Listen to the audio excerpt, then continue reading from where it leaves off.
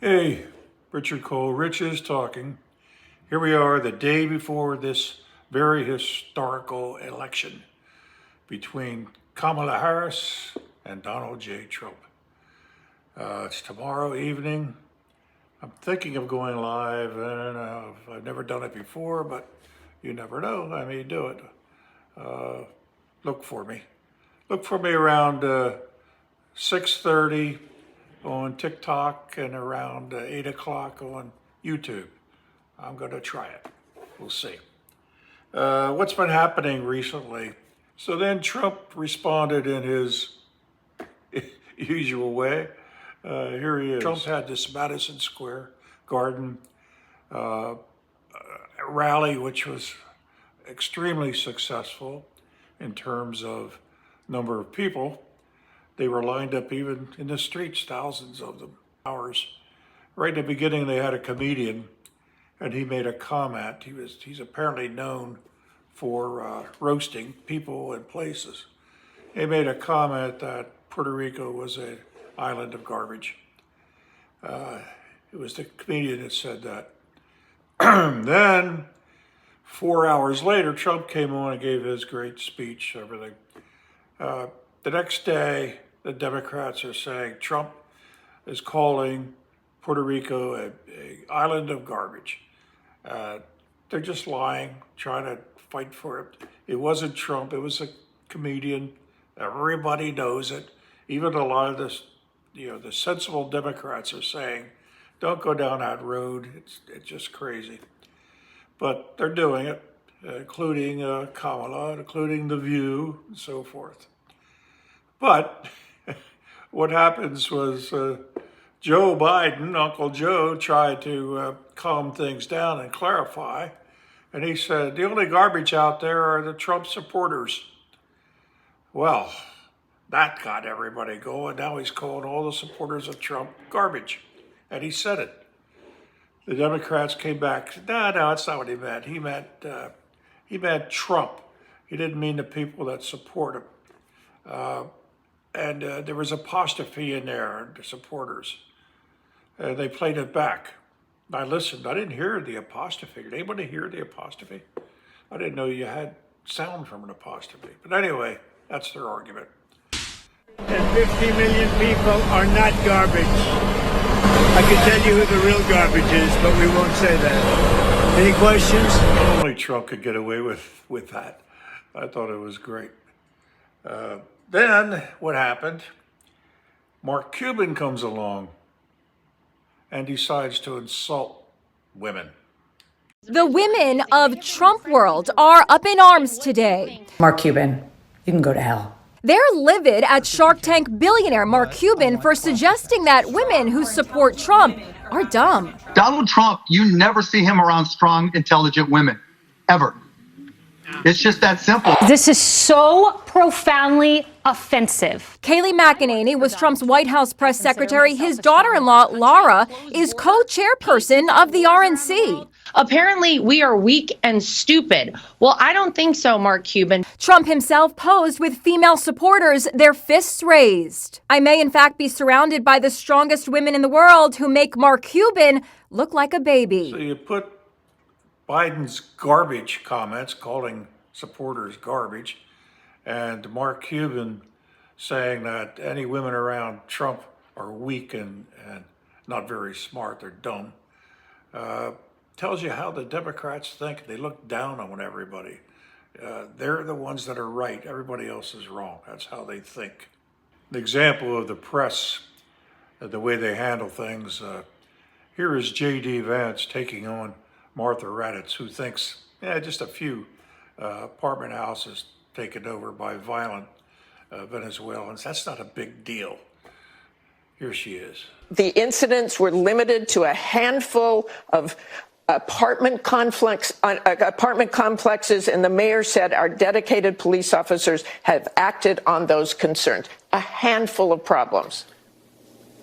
Only, Martha, do you hear yourself? Only a handful of apartment complexes in America were taken over by Venezuelan gangs, and Donald Trump is the problem and not Kamala Harris's open border? Americans are so fed up with what's going on, and they have every right to be. And I really find this exchange, Martha, sort of interesting because you seem to be more focused with nitpicking everything that Donald Trump has said rather than acknowledging that apartment complexes in the United States of America are being taken over by violent gangs. I love the way Vance just puts her in her place. She's always been that way through the years. I don't know why anybody likes her. She's another Rachel Maddow. You know, both Harris and Trump made a couple of big errors, the ones I'm thinking of, that could have swayed a few thousand votes for them. One is Harris did not pick Governor Shapiro of Pennsylvania to be her running mate. That guy is sharp and is a great speaker. He doesn't come off like that clown Walz that she chose. Maybe she's afraid that Shapiro would make her look stupid, which probably is some truth to that. But even though Shapiro's a Democrat, I'm impressed with him. And on the Trump side, he should have had Nikki Haley help him and campaign with him. She's offered to do it. She has a lot of people who follow her, including me. And he was too dumb to do that. And if he loses by, a few thousand votes, that could be it right there. Just pisses me off. But to get out of that mood of being pissed off, here's a little story that you got to listen about. Gee, if the Democrats take over, we really could have a police state. Now to some very sad news, and this news is strangely political as well, Alex. Internet sensation Peanut the Squirrel has been killed along with Fred the Raccoon after they were seized by New York State officials. Peanut was originally rescued by Connecticut resident Mark Longo 7 years ago. He witnessed the mother being hit by a car, took care of this baby squirrel, raised it, hand raised it. It became a pet.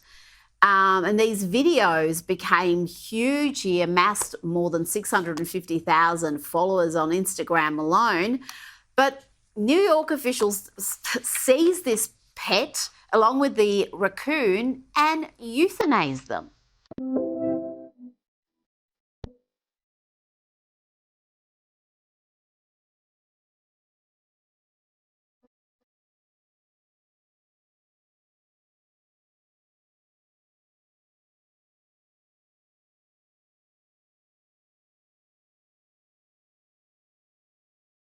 It's incredible. You've got to wonder what is going on in America. Let's hear from the owners of Peanut and Fred. Here they describe how their house was raided by around 10 to 12 officers. Then proceeded to go through every cabinet, nook, and cranny of my house for a squirrel and a raccoon. They got a search warrant? They got a search warrant. 4 departments and a judge signed off on a search warrant for a squirrel and a raccoon. And then they took them and killed them. So authorities, Alex, thought that this pet raccoon and Peanut were better off dead than living as pets in this happy family home. Well, I'm an animal lover, and it makes me absolutely sick. I had a neighbor that had a domesticated squirrel, and it was the coolest thing. It was just like that video. It would climb on you. It would drink water next to you. I mean, it was just so friendly. And this is just government overreach that they're going to use a warrant to go inside of his house, a total invasion of his privacy. And you feel exploited. When something like that happens, it's hard to still love this country, considering they let illegal immigrants through the border. There's people with multiple felonies that get let out of jail without a bail bond. And they're worried about a squirrel. They're worried about a raccoon. Give me a break. We got much bigger issues in this country than a couple of squirrels and raccoons. And now for a bit of levity here. Here are the contenders. Here they are playing on Family Feud. Okay, 100 people surveyed, top 6 answers on the board. Name something that you keep in your glove compartment. Oh, VP Harris. Steve, look, I was raised in a middle-class family, all right? Oh, here we go. And as Walter Cronkite used to say, and that's the way it is. Look for me live. Bye.